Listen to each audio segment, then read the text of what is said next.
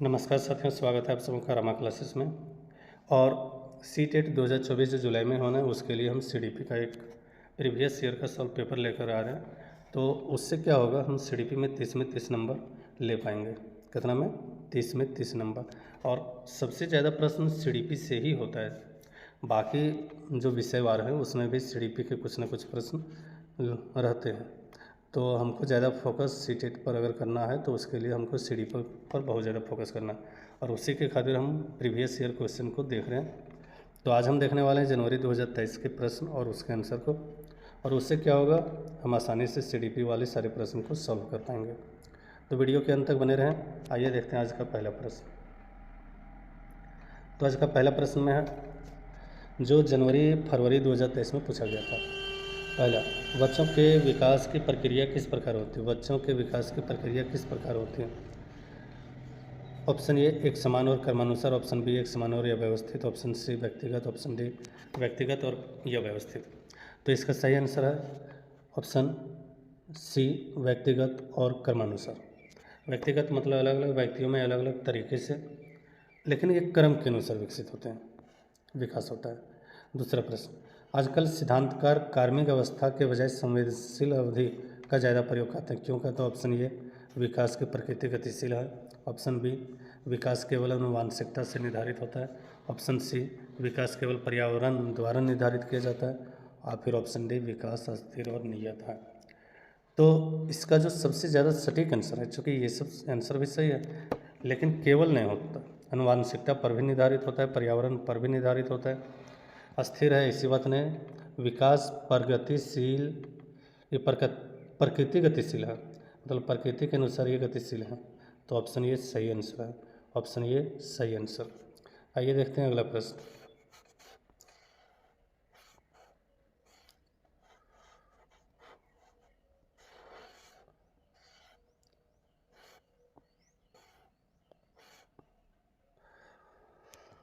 प्रश्न संख्या 3, नरेश और मुकेश की आयु बराबर है, लेकिन दोनों के संज्ञानात्मक व सामाजिक विकास में अंतर है।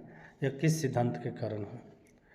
ऑप्शन ए में विकास का शीर्षगामी सिद्धांत, ऑप्शन बी विकास का समीप दूराभिमुख सिद्धांत, और फिर ऑप्शन सी व्यक्तिगत भिन्नताओं का सिद्धांत, ऑप्शन डी एकरूपता का सिद्धांत। तो इसका सही आंसर जो होने वाला है वो है सी नंबर, व्यक्तिगत भिन्नताओं का सिद्धांत। विकास का शीर्षगामी सिद्धांत ये नहीं होगा, विकास का समीप दूराभिमुख सिद्धांत ये भी नहीं होगा, व्यक्तिगत भिन्नता है इसलिए दोनों की आयु बराबर होने के बाद भी संज्ञानात्मक और विकास में अंतर है। तो सही आंसर ऑप्शन नंबर सी। अगला प्रश्न देखते हैं। तो अगला प्रश्न में दो कथन दिया हुआ है। कथन ये, बच्चों के विकासात्मक प्रतिमान की उपलब्धि में देरी के लिए सीधे आनुवांशिकता को जिम्मेदार ठहराया जा सकता है, ये पहला ऑप्शन कर रहा है। दूसरा, पर्यावरणीय कारक विकास में कोई भूमिका नहीं निभाते हैं। तो सही आंसर क्या है? सो देखो, सही विकल्प चुने, कहता है ये और यार दोनों सही है, यार ये की व्याख्या नहीं करता। दूसरा, ये और यार दोनों सही लेकिन यार ये की सही व्याख्या नहीं करता। तीसरा, ये सही और यार गलत है। और फिर चौथा, ये और यार दोनों गलत है। तो सबसे पहले फिर से हम कथन को देख लेते हैं। कथन में कह रहा है बच्चों के विकासात्मक प्रतिमान की उपलब्धि में देरी के लिए सीधे आनुवांशिकता को जिम्मेदार ठहराया जा सकता है। सीधे हम आनुवांशिकता को ही जिम्मेदार नहीं ठहरा सकते, पर्यावरण भी है, उसका खान पान भी है, वातावरण भी है, तो ये सारे हैं विकासात्मक प्रतिमान में। तो ये ऑप्शन गलत है, पर्यावरणीय कारक विकास में कोई भी भूमिका नहीं निभाते हैं, और ये भी गलत है। तो इसका सही आंसर होगा ऑप्शन नंबर डी, ये और यार दोनों गलत है। अगला प्रश्न, बच्चों के सामाजिकरण से। बच्चों का सामाजिकरण, ऑप्शन ए एक सरल और रैखिक प्रक्रिया है, ऑप्शन बी एक व्यवस्थित और सुव्यवस्थित प्रक्रिया है, ऑप्शन सी एक जटिल और बहुआयामी प्रक्रिया है, या फिर ऑप्शन डी एक निश्चित और अस्थिर प्रक्रिया है। तो इसका जो सही आंसर है वो है सी नंबर, एक जटिल और बहुआयामी प्रक्रिया। कैसा? एक जटिल और बहुआयामी प्रक्रिया है, मतलब बहुत सारे प्रकार से सामाजिकरण हो सकते हैं, लेकिन यह एक जटिल प्रक्रिया भी है। छठा प्रश्न, संज्ञानात्मक विकास के लिए के किस चरण में बच्चे अनुमान लगाने व अमूर्त चिंतन करने में कौशल हासिल कर लेते हैं? तो संज्ञानात्मक विकास के किस चरण में बच्चे अनुमान लगाने व अमूर्त चिंतन करने में कौशल हासिल कर लेते हैं? अमूर्त चिंतन का मतलब है, अनुमान लगाने का मतलब है, जैसे घर में कोई कार्यक्रम है तो कितने लोग आ सकते हैं, ये बच्चे कब अनुमान लगाना शुरू कर देते हैं, उसमें कितने खाना की ज़रूरत हो सकती है, ये सारी चीज़ों में हम लोग अगर यहाँ से कहीं जाने वाले हैं तो उसके लिए कितना समय लग सकता है, ये बच्चे अनुमान लगाना और अमूर्त चिंतन करने के कौशल हासिल कर लेते हैं। कब? तो इसका ऑप्शन ए में दिया है संवेदी चालक के तहत, बी में दिया है पूर्व संक्रियात्मक के तहत, सी में दिया है मूर्त संक्रियात्मक के तहत, या फिर डी में दिया है औपचारिक संक्रियात्मक। तो संज्ञानात्मक विकास के किस चरण में बच्चे अनुमान लगाने व अमूर्त चिंतन करने में कौशल हासिल कर लेते हैं? तो इसका सही आंसर है डी नंबर, औपचारिक संक्रियात्मक काल में। किस काल में? औपचारिक संक्रियात्मक चरण में कर सकते हैं। 7वां प्रश्न, जिन पियाजे के सिद्धांत में खाली जगह जब बच्चा नए अनुभव के लिए मौजूदा स्कीमा को संशोधित करता है वह प्रक्रिया क्या कहलाती है? जिन पियाजे के सिद्धांत में जब बच्चा नए अनुभव के लिए मौजूदा स्कीमा को संशोधित करता है तो वह प्रक्रिया क्या कहलाता है? तो वह प्रक्रिया ऑप्शन ए में दिया है समायोजन, बी में संगठन, सी में अभियोग संज्ञान, या फिर डी में पाठ। तो सिद्धांत में समायोजन जब बच्चा नए अनुभव के लिए मौजूदा स्कीमा को संशोधित कर लेता है तो वह प्रक्रिया क्या कहलाता है? इसको समझ गए? समायोजन कहलाता है। क्या कहलाता है? समायोजन। सही आंसर ये नंबर, समायोजन। अगला प्रश्न, जिन पियाजे के अनुसार आत्मकेंद्रियता के क्या मायने हैं? आत्मकेंद्रियता के क्या मायने हैं? ऑप्शन ए किसी स्थिति के एक से ज़्यादा आयाम पर विचार करने की क्षमता, ऑप्शन बी सोच प्रक्रिया को मानसिक संरचनाओं के आधार पर संगठित करना, ऑप्शन सी मौजूदा स्कीमा का उपयोग करते हुए संसार की समझ बनाना, या फिर ऑप्शन डी दूसरों के अनुभवों व सांसारिक दृष्टिकोण को अपनी दृष्टि से देखने की प्रकृति। यहाँ कह रहा है जिन पियाजे के अनुसार आत्मकेंद्रियता के क्या मायने हैं। तो आत्मकेंद्रियता के क्या मायने हैं? अगर हम सारे ऑप्शन को देखें तो डी ज़्यादा सार्थक है, दूसरों के अनुभवों व सांसारिक दृष्टिकोण को अपनी दृष्टि से देखने की प्रवृत्ति आत्मकेंद्रियता कहलाएगी। लेव वाइगोत्स्की के अनुसार खाली जगह दिया है का संज्ञानात्मक विकास में महत्वपूर्ण योगदान है। तो किसका संज्ञानात्मक विकास में महत्वपूर्ण योगदान है? अनुबंधन का, पुनर्बलन का, सांस्कृतिक परिवेश का, या स्कीमा का? तो सही आंसर है सी नंबर, सांस्कृतिक परिवेश का संज्ञानात्मक विकास में महत्वपूर्ण योगदान है। इसको वैसे आप समझें, सांस्कृतिक परिवेश कहावत है कि अगर चोर के साथ में आप रहेंगे तो चोर वाले गुण आ जाएंगे और साधु के साथ में रहेंगे तो साधु वाले गुण आपके अंदर आ जाएंगे। तो ये है सांस्कृतिक परिवेश। अगला प्रश्न देखते हैं, प्रश्न संख्या 10। तो लेव वाइगोत्स्की के सिद्धांत पर आधारित कक्षा में किसको महत्व दी जाएगी? सस्वर पाठ पर रटने को ऑप्शन ए में दिया है, सहयोगात्मक सीखने को ऑप्शन बी में दिया है, इनाम व सजा के उपयोग को ऑप्शन सी में दिया है, और डी में दिया है प्रक्रियाओं के अनुबंध को। तो यहाँ पर हम देखें सस्वर पाठ को रटने का कोई फ़ायदा नहीं होता, ये ऑप्शन नहीं होगा, ये नहीं होगा। सहयोगात्मक सीखने को, हाँ सहयोग कर सकते हैं सीखने में, तो ये ज़्यादा सार्थक है, ऑप्शन नंबर बी, और यही इसका सही आंसर होगा। लॉरेंस कोहलबर्ग ने अपने सिद्धांत में नैतिक विकास के कितने चरण प्रतिपादित किए? नैतिक विकास के कितने चरण? किसके द्वारा? लॉरेंस कोहलबर्ग के द्वारा। तो ऑप्शन ए में दिया है 6, बी में 7, ऑप्शन सी में 5, या फिर ऑप्शन डी में 4।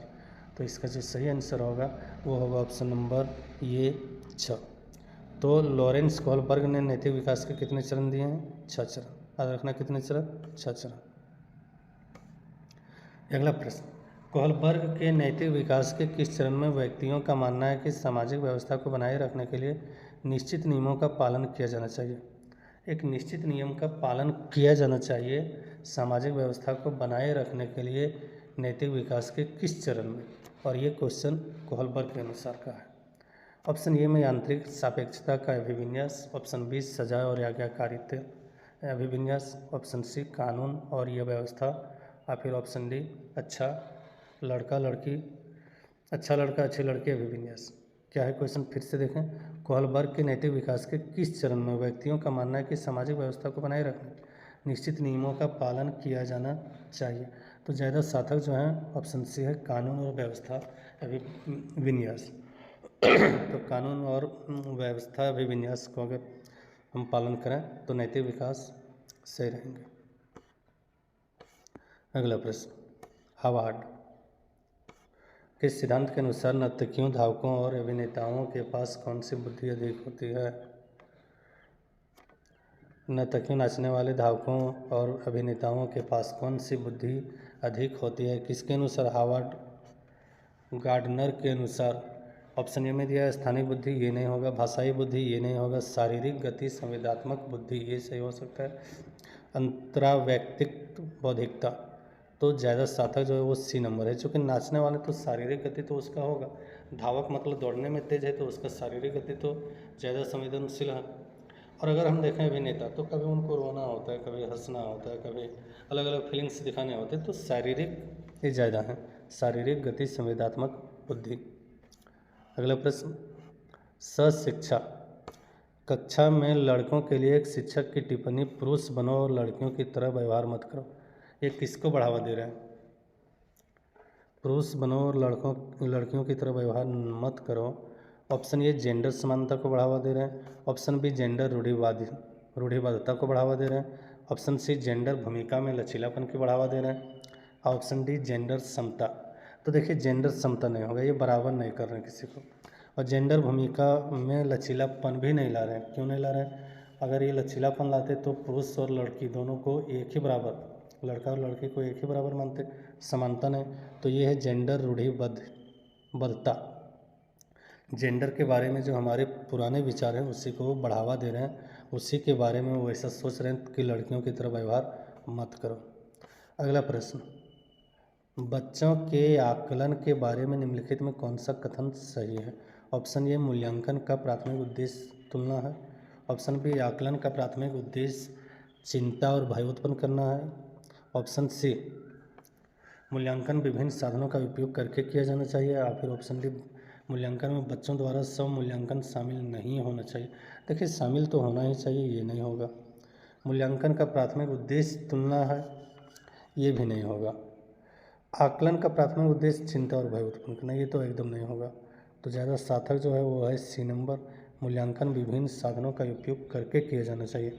विभिन्न साधनों का मतलब है सिर्फ हम लिखित परीक्षा न ले लें, मौखिक परीक्षा भी लें और उसका खेल गतिविधि को भी देखें, उसके अंदर अनुशासन क्या है उसको भी देखें, तो विभिन्न साधनों का प्रयोग करके हम मूल्यांकन कर सकते हैं। अगला प्रश्न, निम्नलिखित में कौन समावेशी शिक्षा की भावना का पालन नहीं करता है? समावेशी शिक्षा के भावना का पालन नहीं करता है। ऑप्शन ए में दिया है विभेदित निर्देश। ऑप्शन बी में सीखने के लिए सार्वभौमिक डिजाइन। ऑप्शन सी में दिया है पृथक्करण और नामीकरण। ऑप्शन डी में दिया है सहयोगपूर्ण सीखना। देखिए सहयोगपूर्ण सीखना, यहाँ ऑप्शन में दिया नेगेटिव, नहीं, तो ये तो नहीं होगा। सहयोग कर रहा है सीखने में, तो इसका मतलब है समावेशी शिक्षा की भावना का पालन कर रहा है। विभेदित निर्देश, ये भी नहीं होगा। सीखने के लिए सार्वभौमिक डिजाइन, समावेशी शिक्षा में सार्वभौमिक डिजाइन होती है, तो यहाँ पर जो सबसे ज़्यादा सटीक आंसर है, जो नहीं होना चाहिए समावेशी शिक्षा की भावना में, वो है पृथक्करण और नामीकरण, मतलब अलग अलग कर देना और अलग अलग नाम से बनाना। तो ये जो है सो समावेशी शिक्षा में नहीं होना चाहिए। तो इस तरह से सी इसका राइट आंसर हो गया। सही आंसर कौन हो गया? सी। चलिए अगला प्रश्न, वंचित पृष्ठभूमि के छात्रों वाली कक्षा में एक शिक्षक को किसके अनुभवों का साझा करने की अनुमति देनी चाहिए? किसके अनुभवों की साझा करने की अनुमति देना चाहिए? कब, कहाँ? वंचित पृष्ठभूमि के छात्रों वाली कक्षा में एक शिक्षक को। ऑप्शन ए में सभी को अपने अनुभव कक्षा में लाने से हतोत्साहित करना चाहिए। हतोत्साहित तो नहीं करना चाहिए। ऑप्शन बी केवल प्रभावशाली समूहों के बच्चों को अपना अनुभव साझा करने के लिए प्रोत्साहित करना चाहिए, ये भी नहीं होगा। केवल वंचित समूहों के बच्चों को अपने अनुभव साझा करने के लिए प्रोत्साहित करना चाहिए। तो क्वेश्चन में दिया वंचित समूह, लेकिन यहाँ पर केवल नहीं, अपने स्वयं के अनुभव साझा करके सभी बच्चों को अपने अपने अनुभव साझा करने के लिए प्रोत्साहित करना चाहिए, और ये आपका सही आंसर है डी नंबर।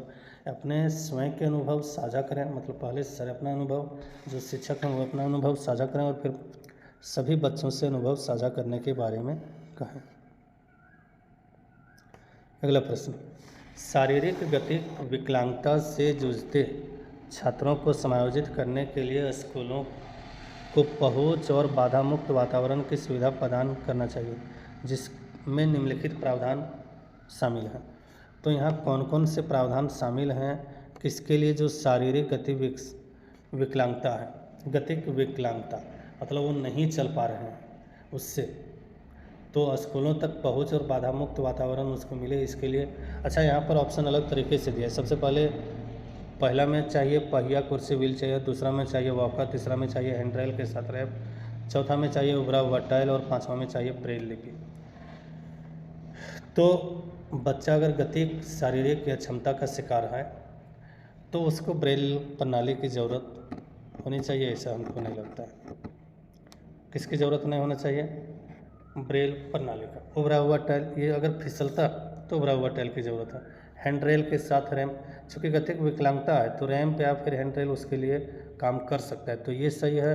वॉकर जो थोड़ा सा चला के उसको ले जाएं, पहिया व्हील चेयर, ये सही है। तो तीनों का तीनों ऑप्शन ए में आया है।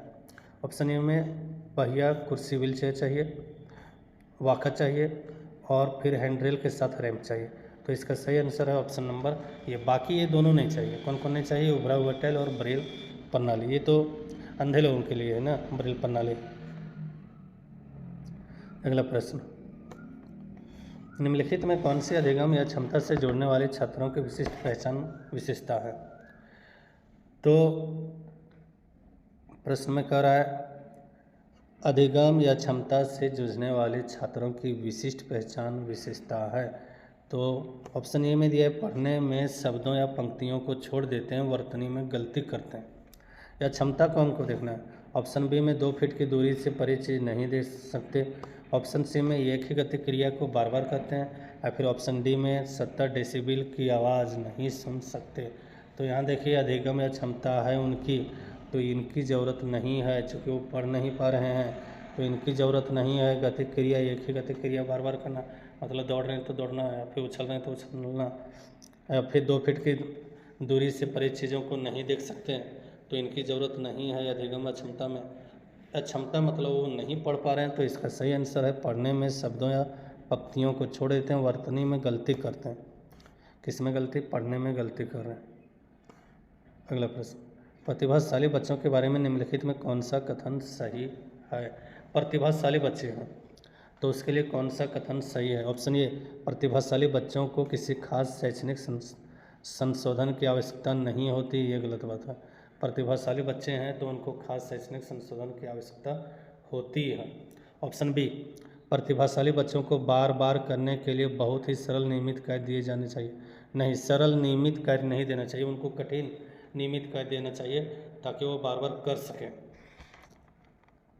प्रतिभाशाली बच्चों को बहुत अधिक भावनात्मक परिपक्वता होती है। नहीं, बच्चा है तो उसमें भावनात्मक परिपक्वता नहीं आएगी। भावनात्मक परिपक्वता का मतलब मान लो किसी के माता पिता की डेथ हो जाती है और फिर वो अंदर से और बाहर से एकदम स्ट्रोंग होते हैं, रोते भी नहीं, तो भावनात्मक परिपक्वता। लेकिन अगर बच्चे हैं, जरा सा मिठाई सबके लिए भी तो हो सकता है वो रोने लगे, तो ऑप्शन सी भी नहीं होगा।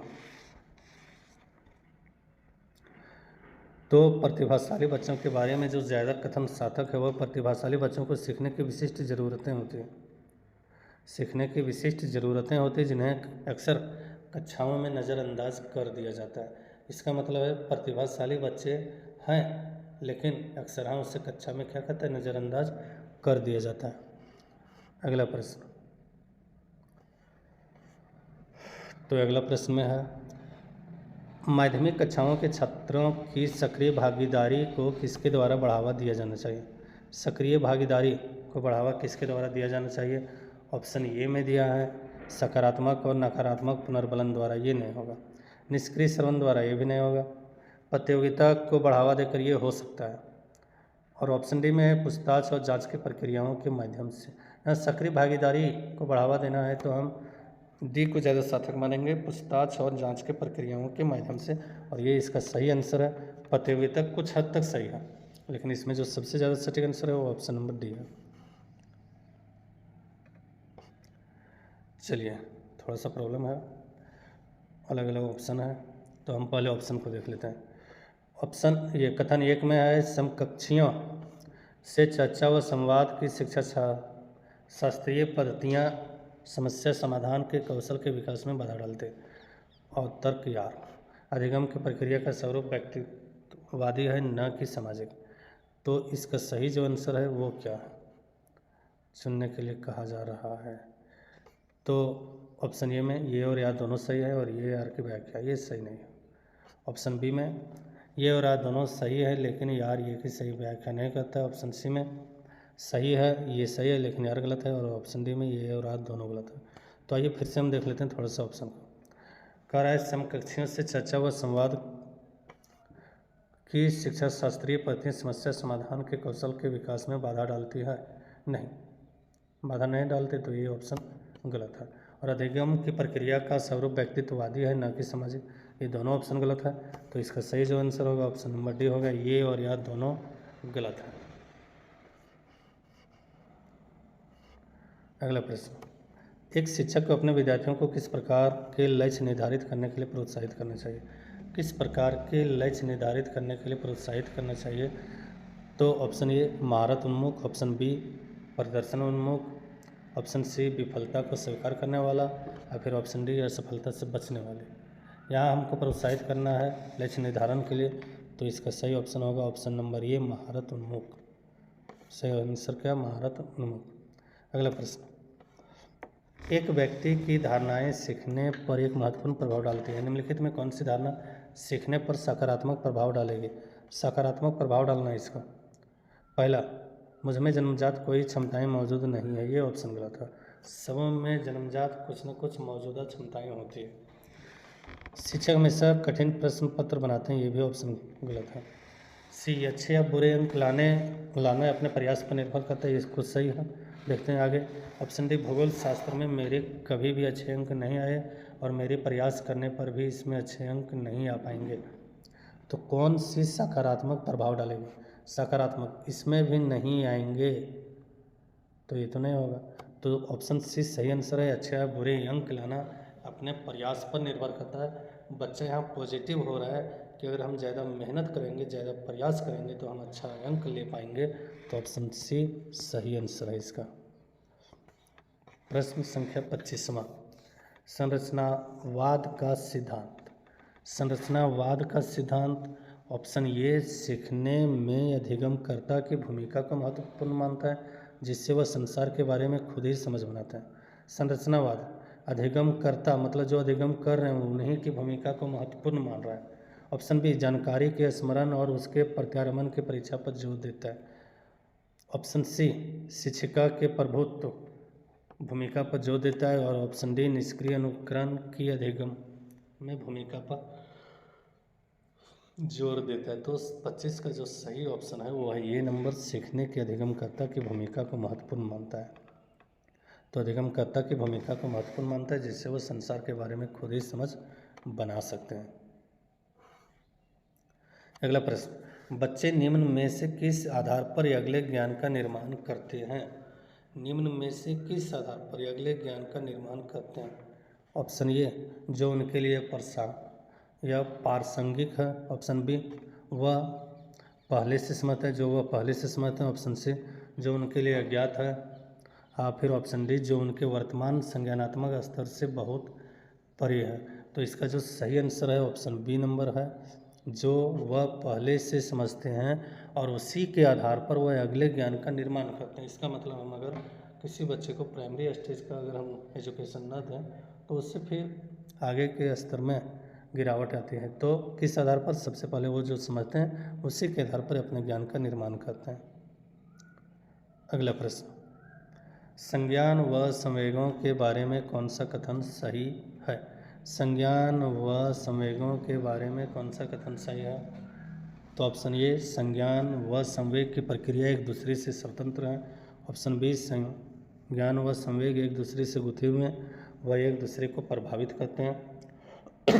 ऑप्शन सी, संज्ञान संवेग पर प्रभाव डालता है परंतु संवेगों का संज्ञान पर कोई प्रभाव नहीं। या फिर ऑप्शन डी, संवेग संज्ञान पर प्रभाव डालते हैं परंतु संवेगों का संज्ञान पर कोई प्रभाव नहीं पड़ता। तो यहाँ अगर देखें तो प्रक्रिया एक दूसरे से स्वतंत्र हैं, ये सही नहीं है। और अगर ये सही नहीं है तो इसका मतलब संज्ञान व संवेग एक दूसरे से जुड़े हुए हैं और वे एक दूसरे को प्रभावित भी करते हैं। संज्ञान और संवेग, इसका मतलब क्या है? सो देखो, जैसे हम बैठे हैं और उधर को हमारे और गेंद फेंक दिया तो सबसे पहले हम अपनी आँख को बंद करेंगे, ये ठीक है। और जैसे हमारी आँख ने देखा कि हमारे और गेंद आ गए, यह हो गया संज्ञान। और संवेग, हम तुरंत उनके साथ क्रिया करेंगे, या तो वो गेंद को पकड़ना चाहेंगे या फिर वो गेंद से बचने के लिए हम दाएं या बाएं थोड़ा बहुत झुक जाएंगे ताकि उससे हम बच जाएं। तो यहाँ पर ऑप्शन बी सही है। संज्ञान और संवेग एक दूसरे से गुथे हुए हैं और एक दूसरे को प्रभावित भी करते हैं। क्या कहते हैं? एक दूसरे को प्रभावित भी करते हैं। जैसे कहीं बदबूदार सेंट अचानक आया तो हम नाक को तुरंत बंद कर लेते हैं, तो नाक से आया सेंट वो ठीक है। और सिर्फ यही नहीं, सेंट तो गया नाक से, हम देखते हैं आँख से, और फिर जो उल्टी सब होना होता है वो तो मुँह से हो जाता है। तो एक साथ में संज्ञान और संवेग दोनों क्रिया करते हैं, प्रभावित होते हैं और वह एक दूसरे से गुथे हुए भी हैं। अगला प्रश्न, किन शैक्षिक प्रणालियों द्वारा छात्रों के सार्थक अधिगम को प्रोत्साहित नहीं किया जा सकता है? शैक्षणिक प्रणालियों के द्वारा सार्थक अधिगम को प्रोत्साहित नहीं किया जा सकता है। ऑप्शन ए में अन्वेषण और प्रयोग, ऑप्शन बी में अधिक संज्ञानात्मक कौशलों का विकास, ऑप्शन सी चर्चा और बहस, ऑप्शन डी निष्क्रिय सुनने के कौशल। तो ये निष्क्रिय सुनने के कौशल को सार्थक अधिगम में प्रोत्साहित नहीं किया जा सकता है। हम अंत की ओर बढ़ रहे हैं। अगर आप हमारे चैनल पर नए हैं और चैनल को सब्सक्राइब ना किए तो प्लीज़ चैनल को सब्सक्राइब कर लें ताकि आपको रोज़, चूँकि हम 2023 से चले हुए हैं तो फिर 2022 2021 सारे जो प्रीवियस ईयर का क्वेश्चन है वो सारे क्वेश्चन को देखेंगे।